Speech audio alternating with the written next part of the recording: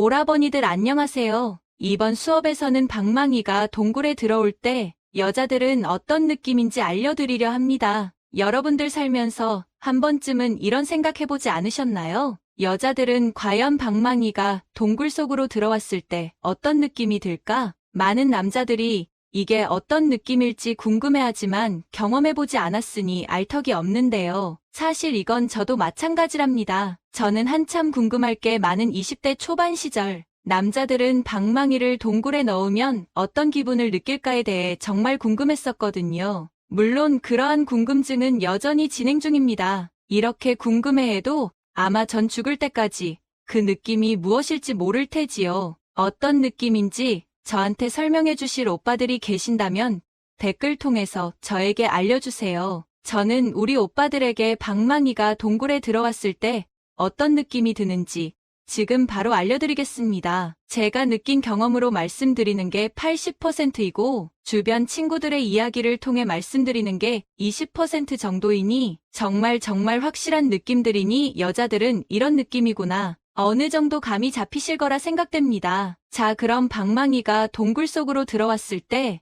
여자는 어떤 느낌인지 5가지 경우로 나누어 지금 바로 말씀드리겠습니다. 첫 번째, 태어나 처음 할 때의 느낌. 처음 관계를 가지기 전 드디어 남자와 내가 이걸 하는구나 하는 기대감과 설렘이 있었는데요. 그런데 그러한 기대감과 설렘은 얼마 지나지 않아 깨졌던 기억이 납니다. 왜냐하면 처음 할 때 너무 아파서 눈에 눈물이 그렁그렁 맺혀 있었거든요. 사실 이건 저뿐만 아니라 대부분 아니 거의 모든 여자들이 이렇게 느끼게 됩니다. 처음이며 아무래도 비교적 입구가 좁은 상태이고 몸도 긴장한 상태라 동굴이 수축되어 있습니다. 힘을 세게 주고 있기 때문에 아직 방망이를 받아들일 준비가 안 되어 있는 경우가 많습니다. 그런 상태에서 갑자기 방망이가 들어오게 되면 엄청난 고통이 찾아오게 됩니다. 어떤 느낌인지 조금 더 상세하게 표현을 하자면 뜨거운 송곳이 왔다 갔다 하는 느낌이 듭니다. 찢어질 것 같은 느낌과 근육통이 밀려오고 당시 만나던 남자가 원망스럽기도 했거든요. 정말 좋다는 느낌은 하나도 없고 아프다라는 느낌만 든답니다. 심지어 막이 막혀 있는 상태였는데 그게 뚫리고 나니 너무 아파서 집에 가면서 울었던 기억이 납니다. 그렇게 울보이던 저였지만 3번째 했을 때부터는 어느 정도 기분이 좋기 시작하였고 4번째, 5번째 그 이상하면서부터는 아, 이게 이렇게 좋은 거구나 하고 느끼게 되었습니다. 2번째, 일반적인 느낌. 처음이 아닌 어느 정도 경험이 쌓이고 나서의 느낌이 어떤지 말씀드리겠습니다. 따뜻한 무언가가 내부를 꽉 채우는 느낌이 드는데요. 꽉 찬 그것이 몸을 움찔하게 만드는 짜릿함까지 느껴지게 됩니다. 또는 엄청 폭신하면서 좋은 침대에 누워서 몸이 매트리스 속으로 빨려 들어가는 느낌이라고 합니다. 또 그러면서 다리에 힘도 풀리게 됩니다. 단단한데 미지근한 거북이 알을 낳는 느낌이 든다고 말하는 여자도 있습니다. 마치 무언가 큰 물체가 밀고 들어온다는 느낌이라고 하면 이해가 되시려나 모르겠네요. 그리고 그런 묵직함과 동시에 부족한 퍼즐 하나가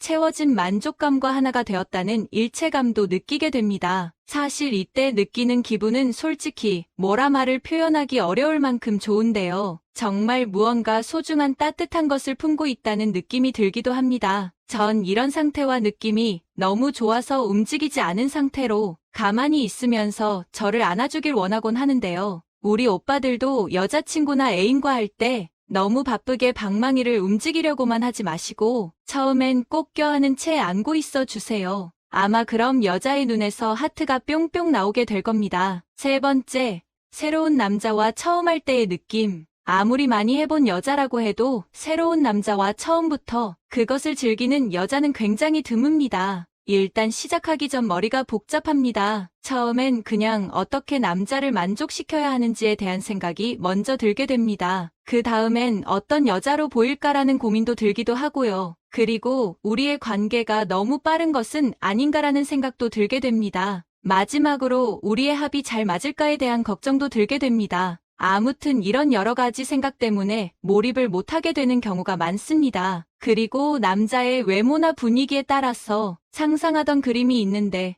그러한 상상과 일치하게 되면 그 남자가 너무 사랑스러워 보이게 되지만 만약 일치하지 않게 되면 실망을 하게 되는 경우도 있습니다. 정리해서 다시 말씀드리자면 새로운 남자와 처음 할 때는 남자의 눈치를 살피게 되고 남자의 기술들에 대해 평가를 하게 됩니다. 네 번째, 방망이의 크기에 따라 달라지는 느낌. 당연한 얘기지만 방망이의 크기에 따라 느낌이 달라집니다. 남자들 같은 경우 여자의 동굴 크기가 클 경우 방망이에 압박이 들어오지 않으니까 마치 호수에서 헤엄치는 올챙이 같다, 혹은 허공에서 맴돌고 있다는 느낌이라고 불만을 표현하곤 하는데요. 그런데 방망이의 크기가 지나치게 작다면 여자 또한 이러한 느낌을 받게 됩니다. 특히 중년 여자들은 출산과 노화로 동굴의 수축력이 많이 약해져 있는 상태라 자기가 아무리 힘을 줘도 꽉 찬 느낌이 안 들고 컨트롤할 수 없는 작은 크기의 남자와 관계를 가지면 굉장히 실망을 하게 됩니다. 우리 오빠들 여기까지만 듣고 실망하셔서 고개를 푹 숙이셨을 건데요. 너무 실망하지는 마세요. 무조건 크다고 좋은 게 아닙니다. 제가 과거 어린 시절에 방망이가 정말 큰 남자와 만남을 가진 적이 있었는데 기분이 좋지도 않고 아프기만 해서 무조건 큰 게 좋은 게 아니구나 생각했거든요. 왜냐하면 꽉 찬 느낌이 들긴 하지만 찢어질 것 같고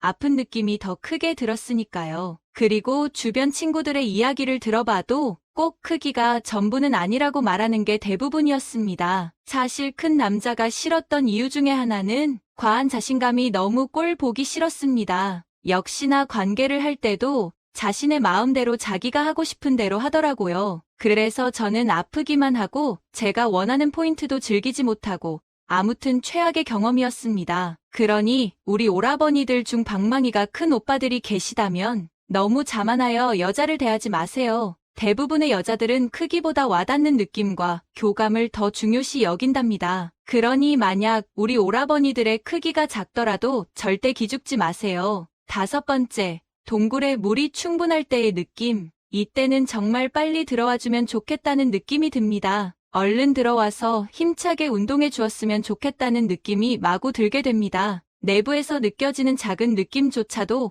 견디기 힘들 정도로 강한 짜릿함이 느껴집니다. 이런 느낌이 견디기 힘들어서 몸이 붕 뜬 느낌마저 들게 됩니다. 아마 많은 여자들이 공감하고 이해할 텐데요. 이러한 느낌은 여자들 모두 경험하고 싶어하는 느낌입니다. 더 상세하게 표현하고 솔직하게 표현하고 싶지만 유튜브 특성상 영상 송출이 안 되기 때문에 이 정도로 밖에 표현하지 못하는 점 양해 부탁드립니다. 오늘은 방망이가 동굴에 들어왔을 때 여자들은 어떤 느낌이 드는지 5가지로 나누어 설명드렸는데요. 첫 번째, 태어나 처음 할 때 느낌. 두 번째, 일반적인 느낌. 세 번째, 새로운 남자와 처음 할 때의 느낌. 네 번째, 방망이의 크기에 따라 달라지는 느낌. 다섯 번째, 동굴에 물이 충분할 때의 느낌. 남자들은 절대 경험할 수 없는 그런 느낌을 말로 표현하려니 쉽지 않은데 어떤 느낌인지 어느 정도는 파악이 되셨으면 좋겠네요. 사실 가장 중요하고 좋은 건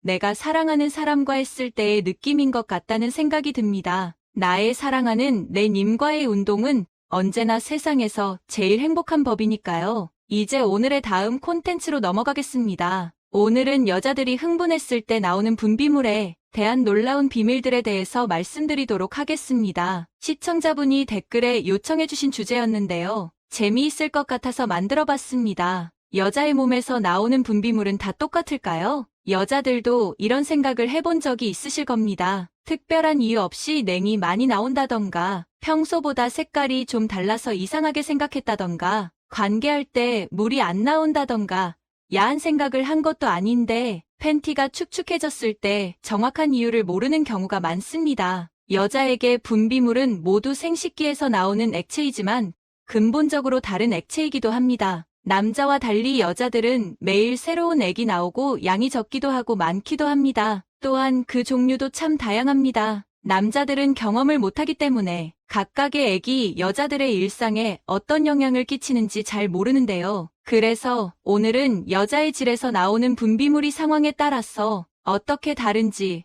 그리고 무슨 이유와 어떤 목적을 위해서 나오는지 알아보도록 하겠습니다. 첫 번째, 생리 주기에 따른 변화. 생리를 포함한 한 달 기준으로 여자의 몸 전체에서 발생하는 호르몬의 변동은 분비물의 양과 상태를 변화시킵니다. 그 중에 생리 주기의 시작과 끝에서는 분비물이 진하고 탁해질 수 있습니다. 특히 막바지 무렵에는 오래된 혈액이 분비물에 섞여 있기도 하고 갈색을 띠기도 합니다. 이런 현상은 정상적인 증상입니다. 몸 안에 안 좋은 성분들이 배출되는 과정인 것이죠. 배란 중에는 맑은 물이 분비되면서 탄력이 있습니다. 분비되는 양이 많을 경우에는 왈칵 쏟아지는 느낌이 들기도 합니다. 여자의 몸은 이렇게나 예민하며 하루 동안에도 한 달 사이에도 매일매일 다른 액들이 적게 또는 많게 분비되고 있습니다. 두 번째, 여자의 사정액. 이것은 지금까지 매우 신비롭고 베일에 가려진 무엇이다라고 인식이 되어 왔지만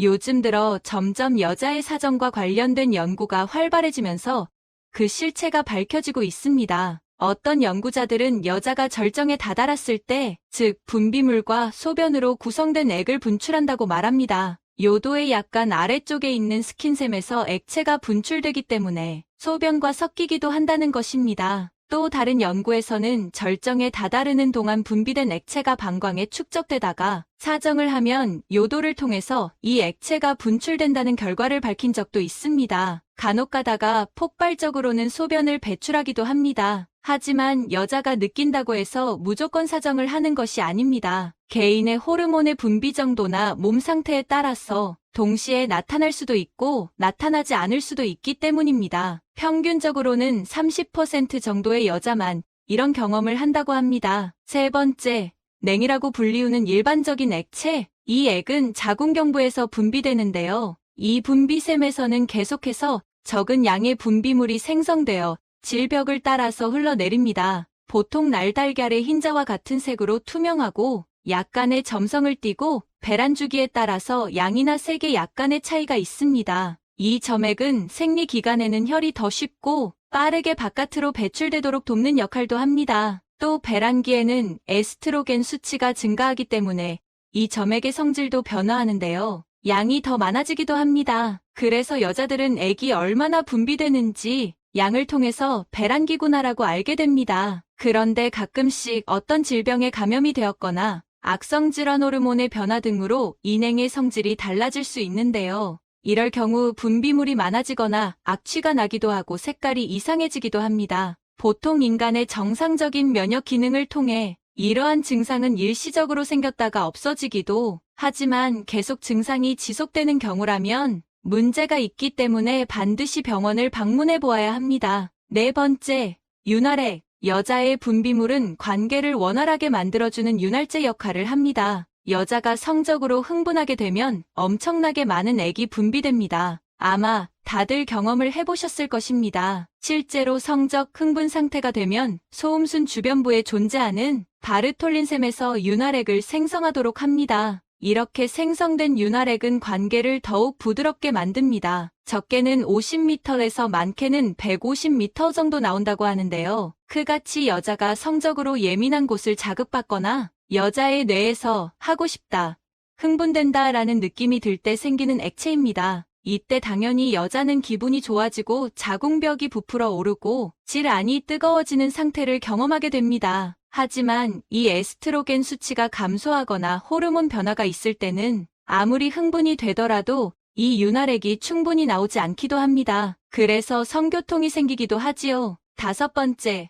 누출액. 다소 생소할 수도 있는 이 액은 혈관에서 스며나오는 투명한 액체입니다. 질 자체는 사실 이런 분비선을 포함하고 있지는 않지만 성적으로 흥분하게 되면 반응하게 됩니다. 이때 생식기 근처의 혈류량이 증가하고 혈관이 부풀어 오르게 되는 과정에서 이 누출액이 생성됩니다. 생성된 물질은 다른 질 분비물과 결합되는데요. 여자들 팬티에 묻어있는 분비물은 냉과 이 누출액이 섞여 있을 확률이 높습니다. 여섯 번째, 염증 반응에 따른 현상. 지렴이라고도 불리우는 칸디다 성염증은 여자 4명 중 3명은 겪게 되는 흔한 염증성 질환인데요. 일종의 곰팡이균이 습한 음부에 서식하면서 일으키는 부인과 질환입니다. 정상 여성의 질에는 선도를 유지해서 이러한 병원균이 자라지 못하게 하는 젖산균이 많이 있는데요. 이러한 적정 상태가 깨질 경우에 염증이 생기게 됩니다. 칸디다는 개인의 건강 상태 또는 체질에 따라서 증상을 느끼거나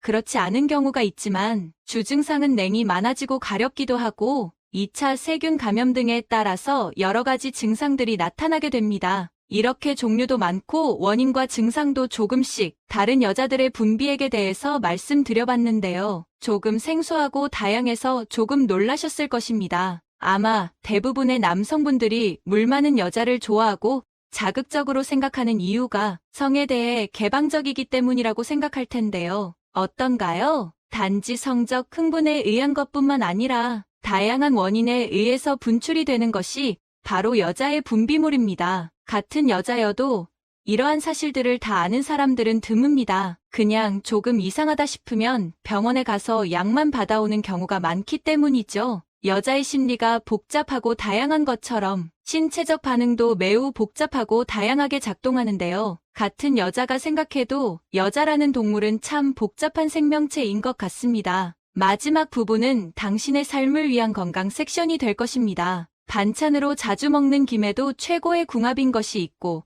나쁜 궁합의 음식이 있습니다. 궁합이 좋은 음식과 먹어야 몸에 좋은 김이 됩니다. 암과 치매의 예방을 위해 김과 최고의 궁합인 음식과 최악의 궁합의 음식을 알려드리겠습니다. 우리는 음식을 먹을 때 음식 하나만 먹지 않습니다. 하나의 요리에도 다양한 식재료가 함께 어우러져 있습니다. 좋은 음식 궁합은 영양을 높여주고 건강에 큰 도움이 됩니다. 나쁜 궁합의 음식을 드시면 암과 치매까지 불러올 수 있습니다. 식재료에는 모두 각각의 좋은 영양 성분이 있습니다. 그 성분을 알고 잘 섭취하는 것이 건강을 위한 최고의 습관입니다. 오늘 소개해드릴 음식은 바로 집에 하나씩은 꼭 있는 아이 어른 모두가 좋아하는 국민 반찬 김입니다. 김은 바다의 선물이라고 불립니다. 김은 곱창김, 재래김, 파래김 등 만드는 방법과 사용 용도에 따라 다양합니다. 또한 김을 활용한 음식으로는 김무침, 김밥, 주먹밥, 구운 김 등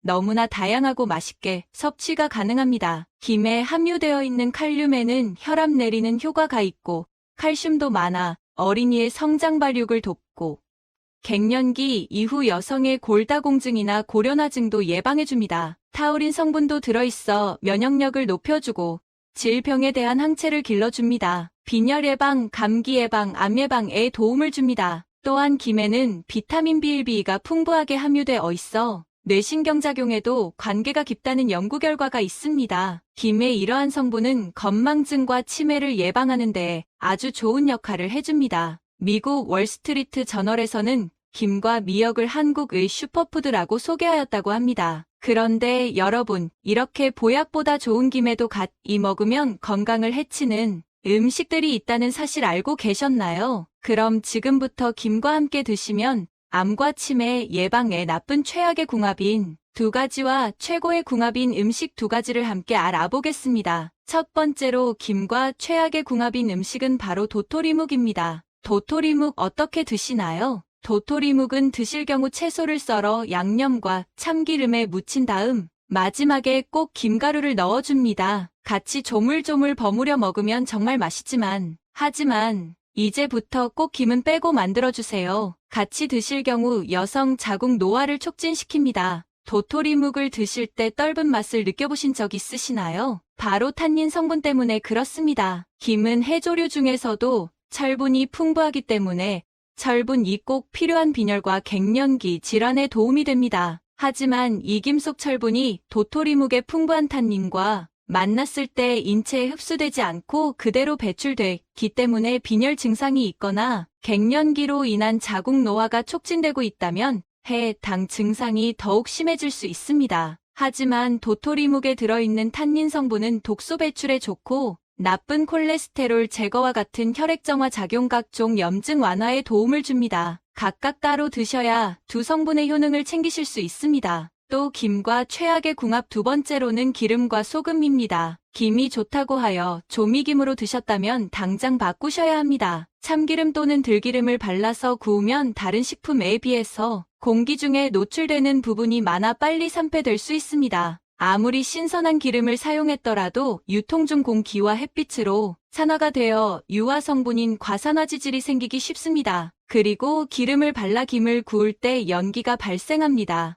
이 연기는 기름이 타면서 생깁니다. 이때 1급 발암물질로 지정된 벤조피렌이 대량으로 연기와 같이 만들어집니다. 또한 소금기를 갖고 있는 김에 또 소금을 뿌려 만들 경우 고혈압 등 성인병에 걸릴 위험이 올라갑니다. 꼭 드셔야 한다면 보관에 유의해주세요. 조미김은 실온에 보관할 경우 궤장이 높은 산화 수치가 발생합니다. 꼭 드셔야 한다면 보관에 유의해주세요. 김을 가장 건강하게 드실 수 있는 방법으로 구워서 섭취하는 것입니다. 살짝 구울 경우 비타민C와 비타민 B 등이 증가하면서 혈관 건강에 더욱 도움을 준다고 합니다. 생김은 15에서 20장씩 보관하는 것이 좋고 키친페이퍼를 사이사이에 넣어 습기와 산소를 차단해 밀봉하는 것이 좋습니다.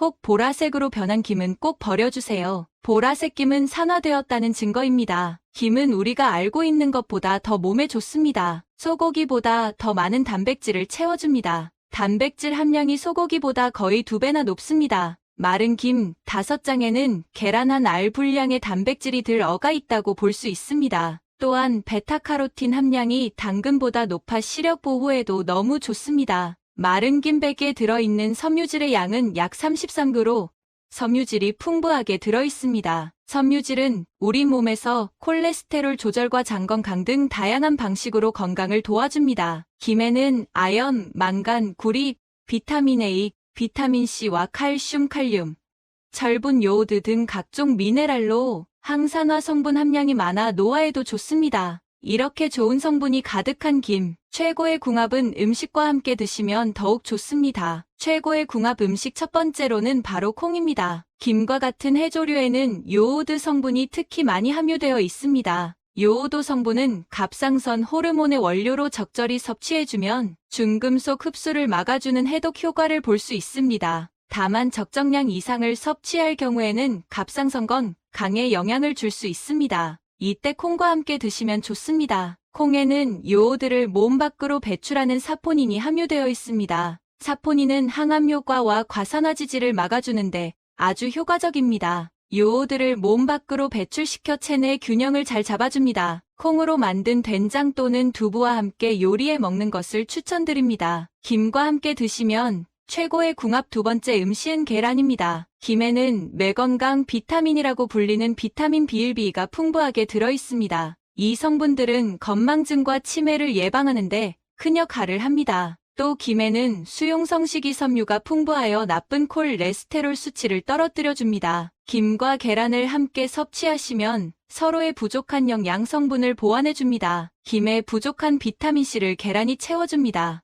또 둘의 공통점은 바로 단백질 아주 풍부합니다. 김의 식물성 단백질과 달걀의 동물성 단백질을 동시에 섭취할 수 있어 체내 활용도가 높아집니다. 또한 김은 비타민U가 풍부하여 위점막을 보호해 달걀에 있는 풍부한 아미노산 및 영양소들을 더 잘 흡수할 수 있도록 도와줍니다. 달걀과 김으로 만든 볶음 요리나 계란말이에 김을 넣어 말아주세요. 정리하자면 김에 들어있는 좋은 성분을 해치는 도토리묵, 기름, 소금은 피하시고 성분을 더 올려주는 콩, 계란과 함께 드셔주세요. 오늘 알려드린 최고의 궁합 음식과 최악의 궁합 음식을 참고해서 김을 섭취하시고 건강에 큰 도움 되셨으면 좋겠습니다. 혹시 더 알고 계신 정보가 있으시면 다른 분들도 참고하실 수 있는 게 댓글로 남겨주세요.